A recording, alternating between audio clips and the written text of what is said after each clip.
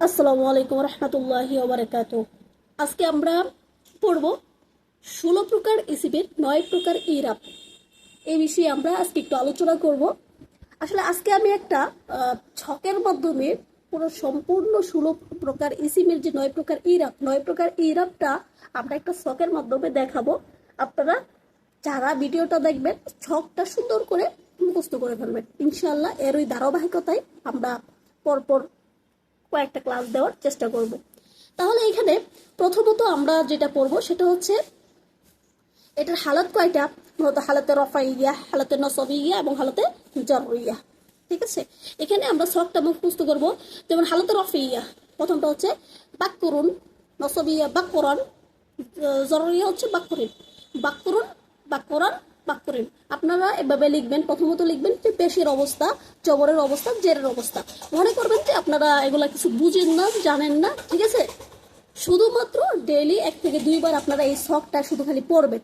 ঠিক আছে, তাহলে প্রথমটা হচ্ছে রফা অবস্থায় বাক্যরণ বাক্যরণ বাক্যরিন, বাক্যরণ বাক্যরণ বাক্যরিন। তারপরে দ্বিতীয় প্রকার এরকম হচ্ছে রফা অবস্থায় পলা মানে পলা মাইনে পলা মাইনে, পলা মানে পলা মাইনে পলা মাইনে। তৃতীয় প্রকার এরা হচ্ছে মুসলিমুনা মুসলিমিনা মুসলিমিনা মুসলিমুনা মুসলিমিনা মুসলিমিনা। চতুর্থ প্রকার এরা হচ্ছে মুসলিমাতুন মুসলিমাতিন মুসলিমাতিন।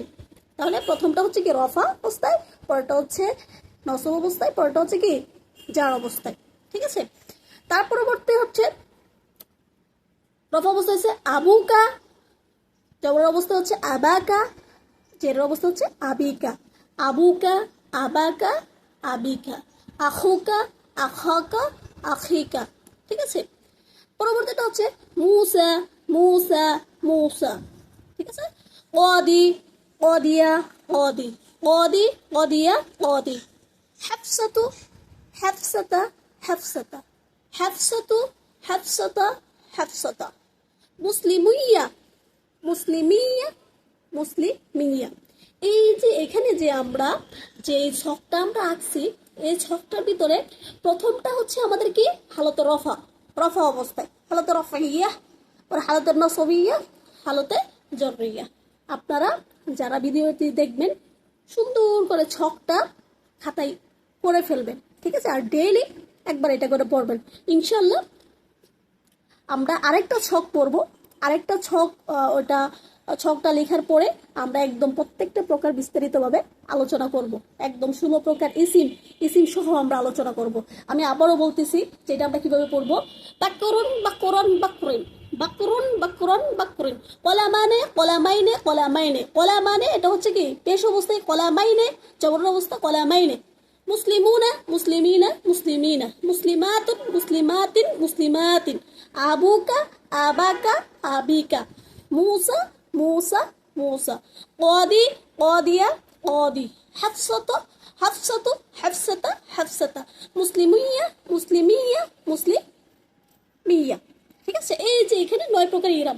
এভাবেই আপনারা পড়ার পরে আপনারা এরকম লিখতে পারেন। কারণ আপনার বলতে পরীক্ষা কিন্তু আমাদের যারা নিবন্ধন দিব বা যেই নবম দশম শ্রেণীতে বা আলিমে যারাই আছেন, এখান থেকে কিন্তু আপনারা হালতে রফা রফাতে আছে নাকি হালতে নসবিয়াতে আছে নাকি হালতে জরুরিয়াতে আছে, এগুলা যদি আমরা এভাবে যদি পড়ি তাহলে আমরা কোনো শব্দ দেখা মাত্রই আমরা কিন্তু নির্ণয় করতে পারবো যে এটা কোন হালতে আছে, পেশের অবস্থায় আছে না জবরের অবস্থায় আছে না জেরের অবস্থায় আছে। আবার আপনারা কি করবেন, প্রথমে পেশের অবস্থাগুলো একবার পড়বেন, পরে জবরের অবস্থাগুলো একবার পড়বেন, জেরের অবস্থাগুলো একবার পড়বেন। যেমন মানে এক নিঃশ্বাসে 2 থেকে 3 বার পড়ার চেষ্টা করবেন।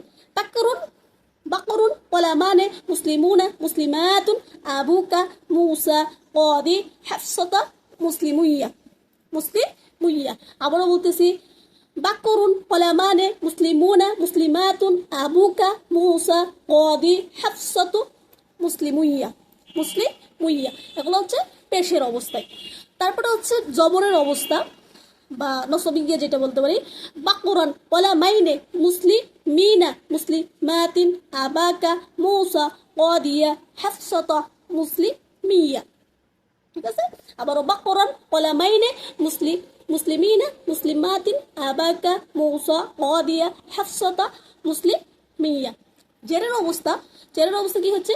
বাকুরিন ওয়ালা মাইনে মুসলিমিনা মুসলিমাতিন আবিকা মুসা গদি হাফসাতা মুসলিম মিনিয়া। ঠিক আছে, এইভাবে এই ছকটা আপনারা লিখে সুন্দর করে ডেলি 1 থেকে 2 বার বা পুরাটা এক নিঃশ্বাসে 2-3 বার পড়ে পড়ার চেষ্টা করবেন ইনশাআল্লাহ। আমি এগুলা আসলে নোটগুলা বের করছি, আমরা একদম ধারাবাহিকভাবে একদম যে আরেকটা ছক আমরা পড়ব যে হালত রফিয়া কি, কোন প্রকারের ইসিম, আর কোনটা মুয়ান্নাস সালেমের জন্য নির্দিষ্ট, তারপরে কোনটা মুফরাদ মুনসারফ সহি, জারের মাজরুর সহি, জমে মুকাসসার মুনসারিফ। হ্যাঁ, এগুলো আমরা টোটালি আলোচনা করব ইনশাআল্লাহ। আপনারা এই ছকটা প্রথমত আমরা 2টা ছক পড়ব। প্রথম ছকটা যেটা দিলাম ওটা সুন্দর করে খাতায় লিখবেন, ঠিক আছে? আর এগুলোর বিস্তারিত আলোচনা ইনশাআল্লাহ আমরা এখানে সুন্দর করে আমি নোট করেছি, ঠিক আছে? এখানে সুন্দর করে আমরা এগুলা সব আলোচনা করব ইনশাআল্লাহ। যে আমার নোট যতটুকু আছে আমরা নোট থেকে সম্পূর্ণটা পড়ব, ঠিক আছে? ধন্যবাদ সবাইকে। আসসালামু আলাইকুম রহমতুল্লাহি।